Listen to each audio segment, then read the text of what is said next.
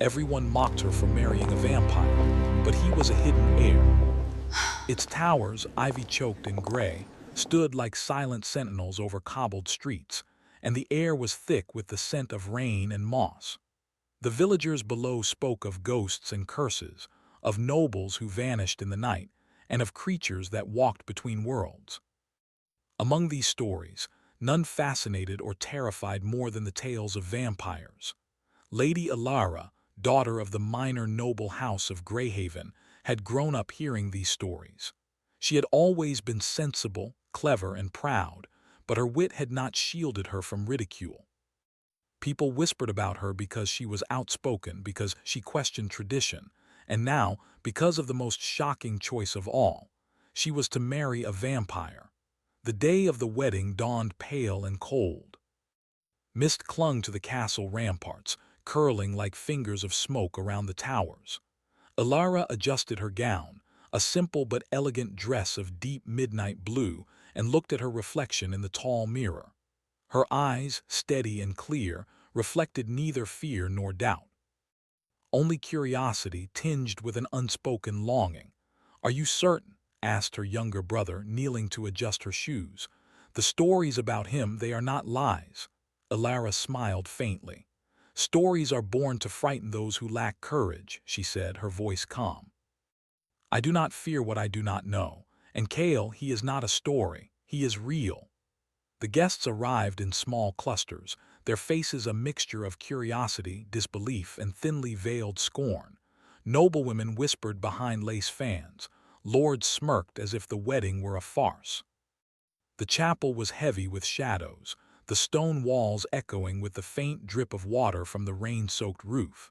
Candles flickered along the aisles, casting long, trembling shadows that seemed to dance like spirits.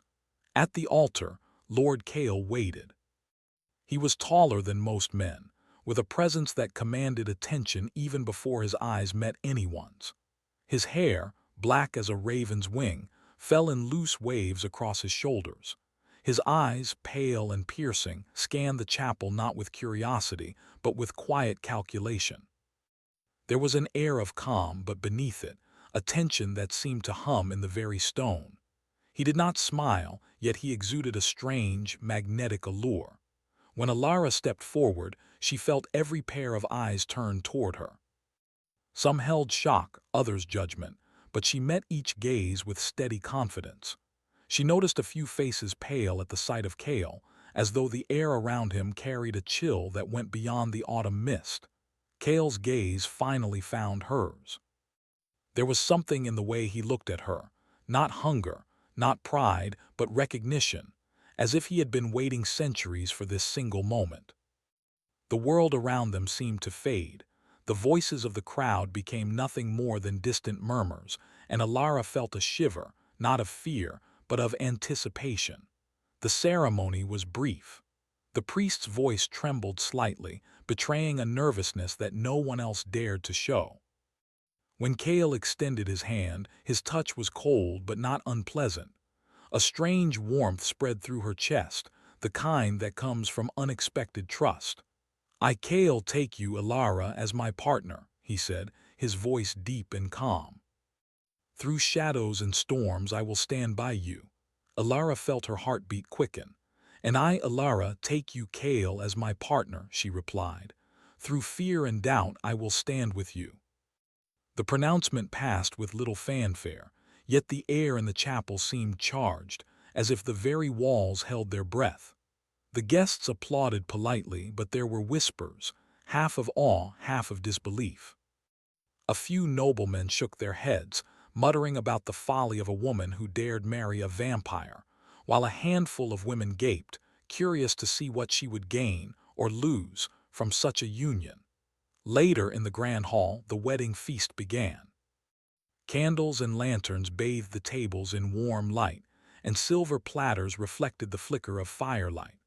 Servants moved quietly, their steps muffled on the flagstone floor, while musicians played soft, haunting melodies that echoed through the hall like distant memories.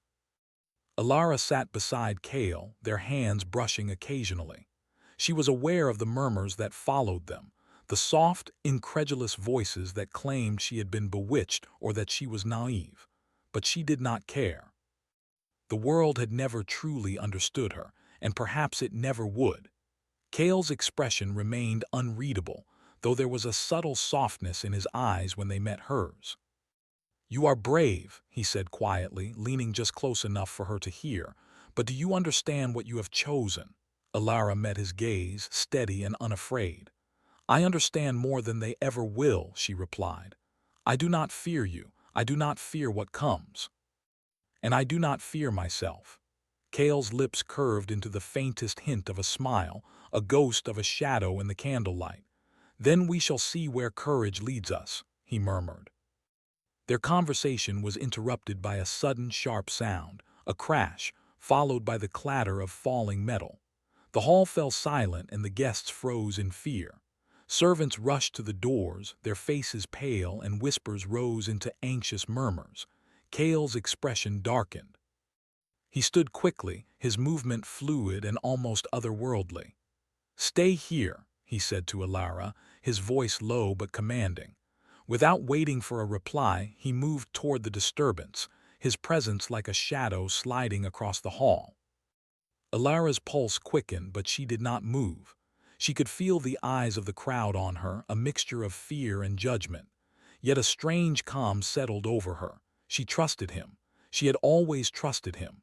A figure burst through the side door, masked and cloaked in dark fabric. The crowd gasped and scrambled back. Cale stepped forward and the figure hesitated. The tension in the air was thick, almost palpable, and time seemed to slow. Without a word, Cale raised a hand, and the stranger froze as if caught in invisible chains. A faint light glimmered in Cale's eyes, and the assailant stumbled back, unable to move forward. Whispers spread through the hall like wildfire. The vampire had powers beyond mortal comprehension. Alara watched, a mixture of awe and apprehension coursing through her. Cale's control was absolute, yet there was no cruelty in it. Only a calm, measured authority. When the figure finally fled, slipping into the shadows from whence it came, the tension in the hall did not immediately fade.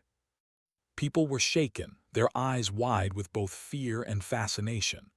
Cale returned to her side, his expression unreadable again, but his hand found hers, cold but grounding.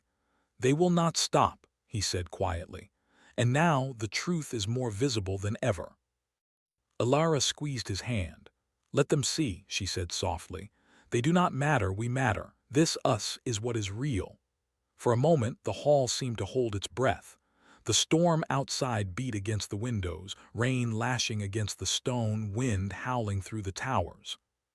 The flickering candles cast long shadows that danced on the walls, echoing the unspoken tension and silent understanding between the bride and the vampire.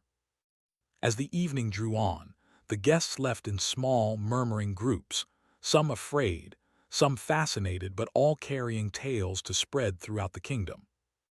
Alara remained seated beside Cale, their hands entwined, sharing a quiet smile that spoke of mutual trust, curiosity, and something more, something neither fully understood yet both felt deeply. And as the last guest departed, leaving the hall cloaked in silence, Cale leaned close to Alara, his voice almost a whisper. "The world will mock you, the world will doubt, but together we will endure. There are forces gathering, dark and unseen. You must be ready." Alara looked into his pale eyes and nodded, a thrill of anticipation and fear running through her. "I am ready," she said. "Whatever comes, we face it together." Outside, the storm raged, lightning illuminating the jagged towers of the castle. And somewhere in the shadows, the first stirrings of an unseen threat moved, a reminder that their union was not just a matter of love, but of fate, legend, and power. The night closed around them, deep and endless, carrying whispers of what was to come. And in that darkness, two hearts, human and immortal, beat in defiance of the world, and in hope of something more. The morning after the wedding, the castle of Urindor seemed different to Lady Alara. The stone walls, once intimidating, now felt like silent witnesses to her courage. The air was cold, crisp with the early touch of frost, and the mist hung low over the cobblestone courtyards. The memory of the stormy night lingered, the flash of lightning, the sound of rain like a drum, and Kale's calm presence amid the chaos. Ilara walked through the quiet corridors, her gown sweeping the floor. Servants passed by, bowing deeply, their eyes lingering a little longer than usual. The whispers had begun already. She could feel them, floating like ghosts in the air. But she did not mind. The opinions of those who feared or judged were inconsequential. What mattered was Kale and the fragile trust they had begun to build. Kale appeared at the entrance of the hall, tall and imposing, his eyes like pale lanterns in the dim light. "Ilara," he said, his voice smooth and controlled. "Come, there is something you must see." Ilara followed him silently, curiosity tightening her chest. He led her down a narrow staircase, twisting and turning through the castle's ancient halls. The air grew cooler as they descended, carrying the scent of damp stone and old memories. Finally, they reached a hidden door, its surface carved with intricate symbols that seemed to pulse faintly in the candlelight. "This way," Kale whispered, pushing the door open. Beyond it lay a library, smaller than the grand hall above but lined with shelves of ancient books and scrolls. The air smelled of parchment, dust, and something faintly metallic, like blood, but not in a dangerous way. Ilara stepped inside, feeling as though she had entered another world. "Kale," she said softly, "I did not know this room existed." "It has been kept hidden for centuries," Kale replied. "Many do not understand the importance of knowledge hidden from the light. These texts, they are part of my lineage." He pulled a small book from a shelf and handed it to her. The cover was worn, the edges frayed, but it radiated a quiet authority. Ilara opened it carefully, revealing sketches of strange symbols, faded portraits, and passages written in a language she did not know. "This is your family?" she asked, her fingers tracing the delicate pages. Kale nodded, his eyes distant. "Yes. My ancestors were not like ordinary humans. They bore the weight of power, of choice, of curses, and of secrets." Ilara felt a shiver run down her spine, but it was not fear. It was wonder mixed with a deepening curiosity. "And these secrets, are they dangerous?" "Dangerous is a word humans use for what they do not understand," Kale said, closing the book gently. "Some of them are. Some can change everything if used incorrectly. That is why they have been hidden." For the first time, Ilara saw a crack in Kale's otherwise calm demeanor. A shadow of worry flickered across his face, as if the weight of centuries rested upon his shoulders. She reached for his hand, her touch warm and reassuring. "You do not have to carry it alone," she whispered. Kale's gaze softened, lingering on her hand. "You are brave," he said, almost reluctantly. "But bravery alone does not prepare one for the truths of our world." Ilara stayed silent, letting him speak without pressing. She had learned in the past that some mysteries revealed themselves only when the moment was right. And Kale was a man of moments, precise and deliberate, even if shrouded in shadows.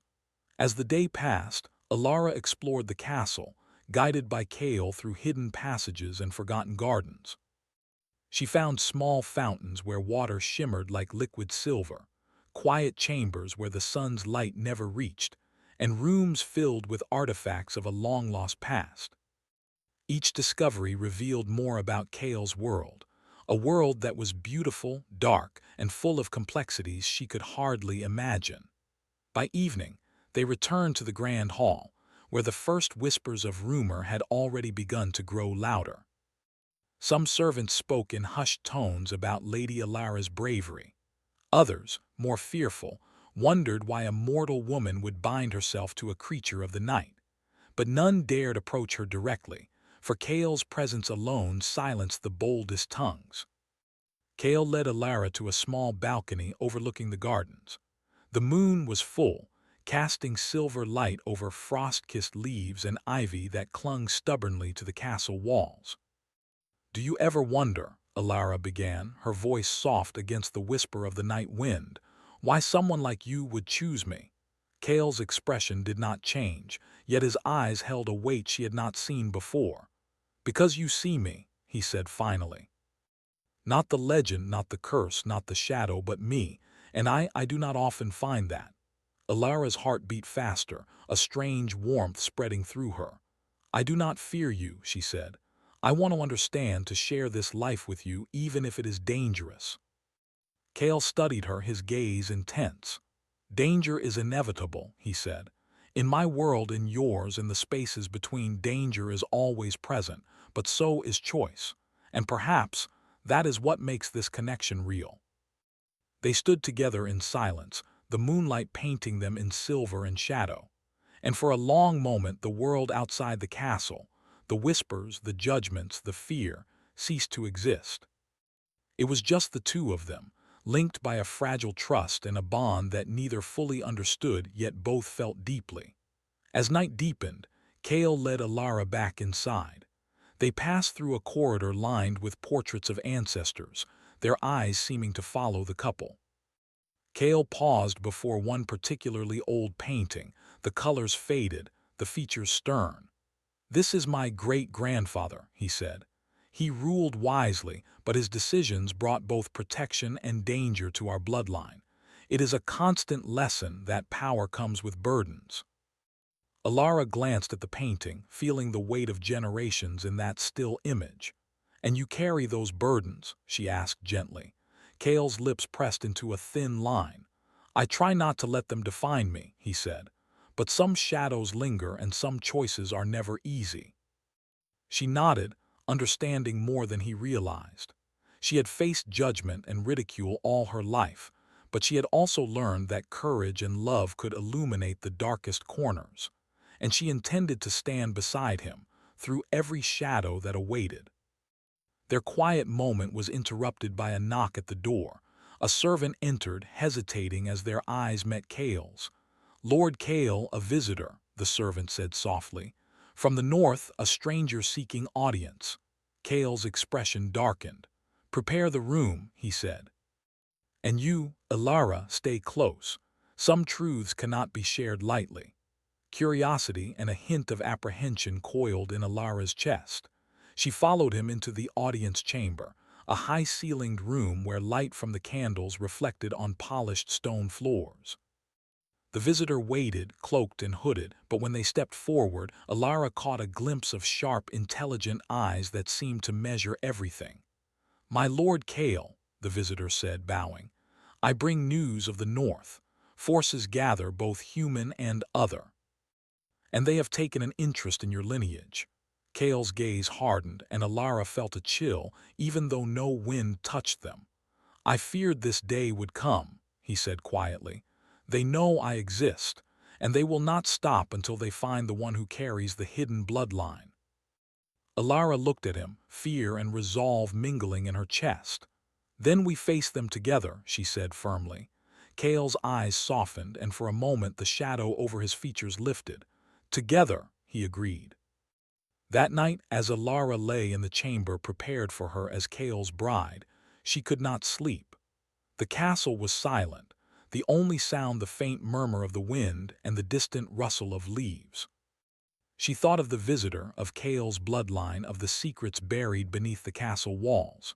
And yet, beneath the uncertainty, there was a spark of hope, a belief that even in a world of shadows, trust, courage, and love could carve a path through the darkness. And in the quiet, she felt Kale's presence beside her, a reminder that no matter what the night held, they were not alone. Outside, the castle stood like a silent guardian against the gathering darkness. Mist curled around the towers, and the moon cast long, silver shadows over the courtyard. Somewhere beyond the walls, unknown forces moved, drawn to the bloodline Kale had kept hidden. And in the stillness of the night, a sense of foreboding settled, a warning that the world outside was beginning to stir, and that their union had awakened more than just whispers. But for now, in the quiet intimacy of the castle, two hearts beat in unison, bound by choice, courage, and the beginnings of a trust that could face even the shadows of the past. And as the first light of dawn touched the towers, a promise lingered in the air. The journey of discovery, danger, and love had only just begun. The castle of Urindor had changed since the night of Lady Alara's marriage. The walls, once silent and mysterious, now hummed with a quiet tension. Servants moved more cautiously, whispers of the hidden vampire Heir and his mortal bride passing like wind through the corridors. The kingdom beyond the castle, ever suspicious and fearful, began to stir. Rumors traveled faster than horses, spreading fear and fascination in equal measure. Alara walked the halls with a sense of purpose. She had grown accustomed to Kale's otherworldly presence, the subtle chill that accompanied him, and the feeling that every moment beside him was filled with unspoken knowledge. And yet, the closer she became to him, the more she sensed the weight he carried. She had begun to understand that Kale's world was not simply dangerous. It was a labyrinth of responsibilities, hidden enemies, and a legacy steeped in shadow. "Kale," she said one morning, following him into a long gallery lined with ancient tapestries, "you speak little of your inheritance. What does it mean truly to be the hidden heir?" Kale's eyes, pale as winter moonlight, rested on a tapestry depicting a long-forgotten battle. "It means," he began slowly, "to hold power that has been sought by many and feared by all. It means decisions that weigh heavier than the sharpest blade, choices that affect not just one life but many. And it means living with knowledge that some forces will never forgive your existence." Alara listened, her hand brushing against the cold stone wall as if grounding herself against the rising tension. "And yet, you choose to stay here with me." Kale's expression softened, though the shadow behind his eyes remained.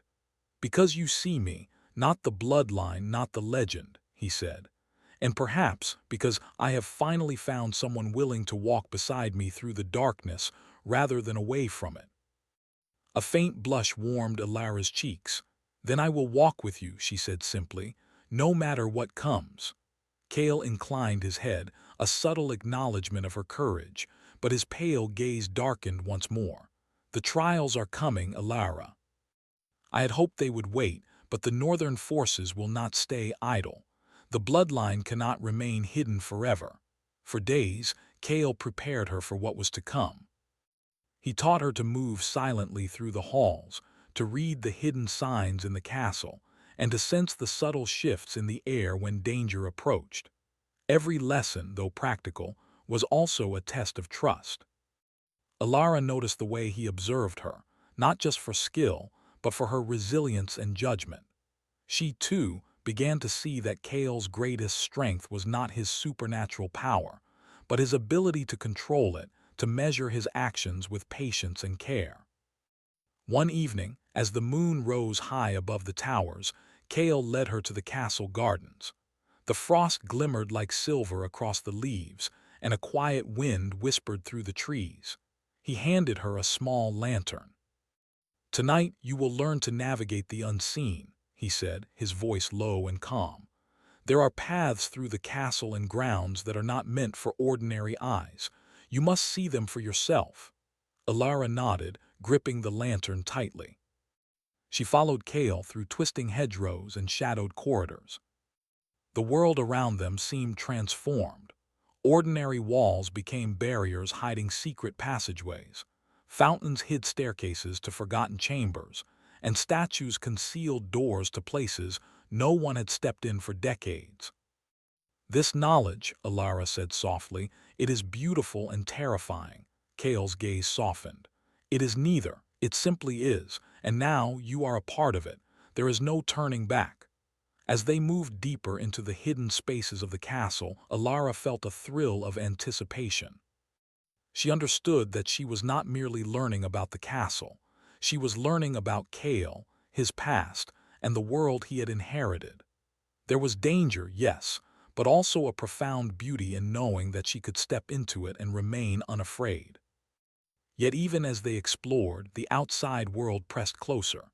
News from the north arrived by messenger, rumors of unrest, nobles plotting, and whispers of forces seeking the vampire heir. The kingdom itself seemed to tremble under the weight of hidden threats, both human and supernatural. Cale's expression grew more serious with each passing day. He began holding meetings in secret, consulting with loyal allies who had remained in the shadows for centuries.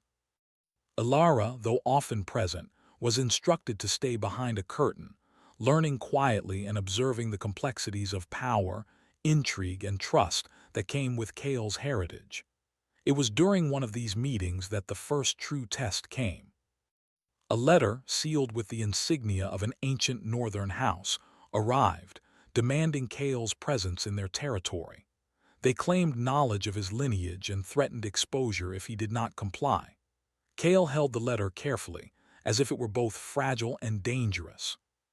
He turned to Ilara, his gaze piercing. "This is the beginning," he said. "They will attempt to lure me out, to separate us, to test the bond we share. You must be ready for the trials to come." Ilara met his eyes without hesitation. "I am ready," she said. "Whatever comes, we face it together." The following days were filled with preparation. Cale taught her how to sense subtle changes in the air, to recognize the approach of someone whose intentions were not clear, and to trust her instincts even in the presence of danger. He also revealed more of his past, the history of his ancestors, their battles, their alliances, and the choices that had shaped the bloodline. Ilara listened, absorbing every word, her admiration for him growing with each revelation. Despite the lessons and warnings, there were moments of quiet intimacy. In the stillness of the library, Cale would read aloud passages from old texts, his voice low and mesmerizing. In the moonlit gardens, they would walk hand in hand, speaking of dreams and fears, sharing pieces of themselves that had been hidden from the world. One night, under a sky painted with stars, Cale paused at the edge of the castle's cliffside garden. The wind tugged at Ilara's hair and gown, and the moonlight shimmered on the distant lake. "Do you ever wonder," Ilara asked, "if there is a way for you to live without the weight of your lineage?" Cale's gaze drifted to the horizon, pale eyes reflecting the moonlight. "I have wondered," he said, "but our bloodline is not easily escaped. It shapes every choice, every moment. Yet perhaps there is hope. Perhaps courage and love can change what has been written before." Ilara stepped closer, her hand brushing against his arm. "Then we create our own path," she said softly. He looked at her, a faint smile touching his lips for the first time in days. "Together," he murmured. But even as they shared this fragile moment of hope, the shadow of the northern forces drew closer. The letter had been only the first move in a game that was far from over. Cale knew that claiming his inheritance would be dangerous, but it was unavoidable. He could no longer hide from the responsibilities that came with his bloodline. The next morning, Cale called for Ilara. He led her to a secluded chamber deep within the castle. Inside, the walls were lined with mirrors, reflecting light and shadow in confusing patterns. On a pedestal rested a small chest, intricately carved and locked with a delicate key.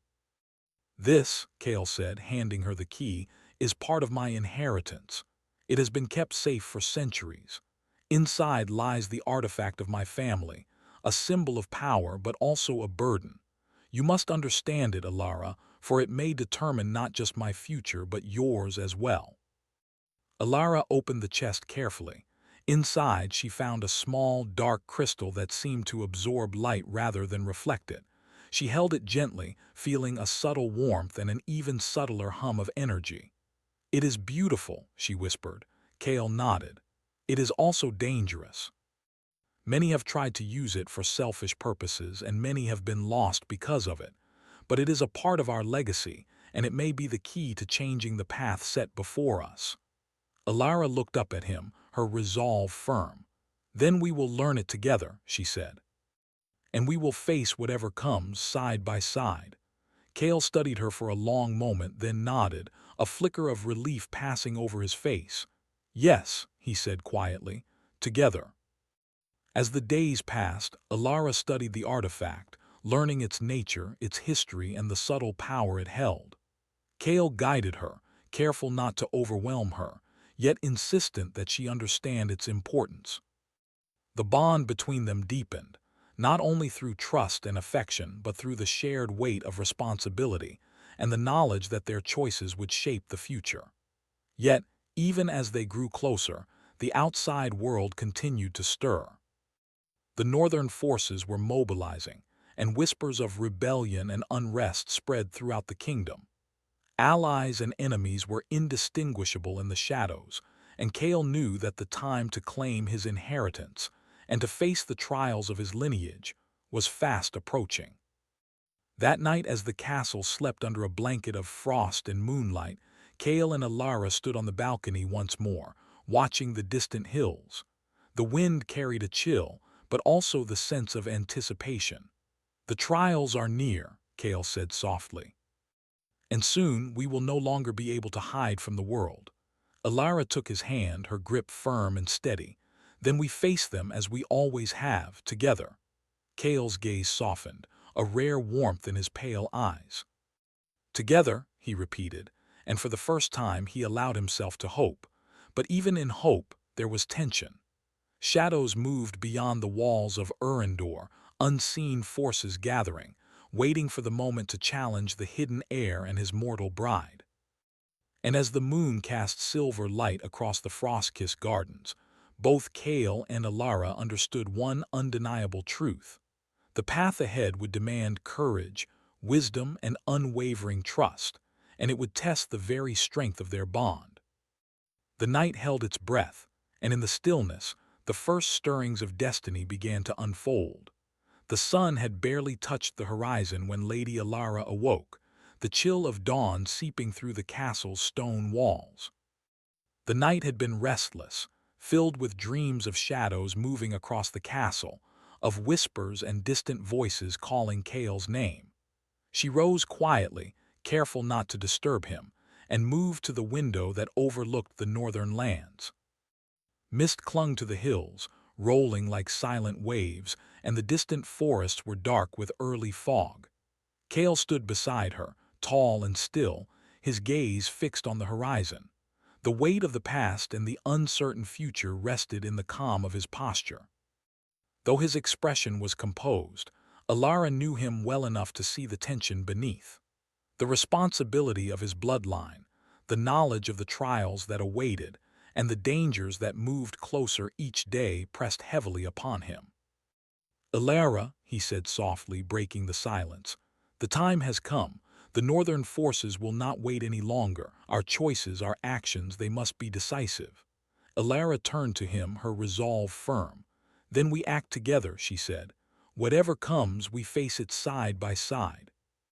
Kale's pale eyes softened at her words, and for a moment the centuries of burden he carried seemed lighter. "Together," he whispered, and the word was more promise than sound. By mid-morning, the castle gates opened to receive envoys from the north. They came with polite bows and wary expressions, but their words were edged with subtle threats. They demanded Kale's recognition of their authority, his acknowledgement of the bloodline, and his submission to their rule. Kale met them with calm authority, standing tall and commanding the room with the quiet power of someone who had lived centuries. "I am the heir of my bloodline," he said steadily, "and I answer only to those I choose. My lineage, my lands, and my people are under my protection. I will not yield to threats or fear."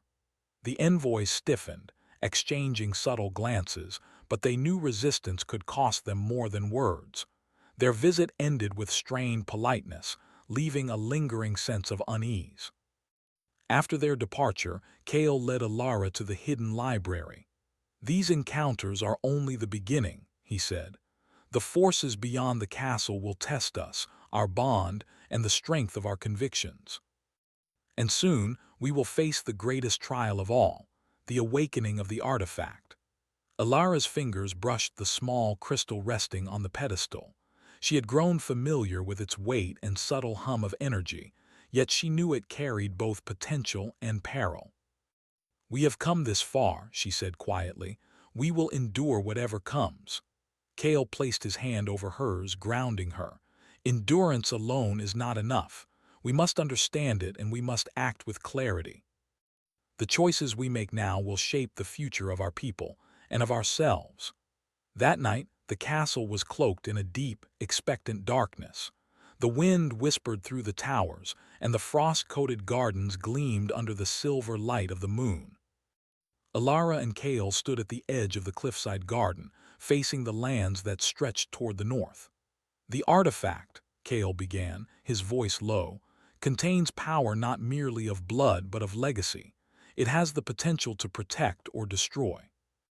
And to awaken it fully, we must confront the truths of our lineage, our choices, and our hearts. Alara nodded, feeling the gravity of the moment. Then we face it together, she said. I trust you, Kale, and I trust us. He studied her for a long moment, a rare softness in his pale eyes. Your courage, he murmured, is stronger than most mortals, and yet it is also a light in the darkness. Together, we may find a way to change what has been expected of us for centuries. They began the ritual of awakening the artifact in the center of the library. The crystal pulsed faintly in Alara's hands, reflecting the flickering candlelight like liquid shadow. As Kale chanted the ancient words, the air around them seemed to vibrate, heavy with unspoken energy. Shadows stretched across the walls, moving like living things, yet there was no fear, only the intensity of focus, trust, and hope.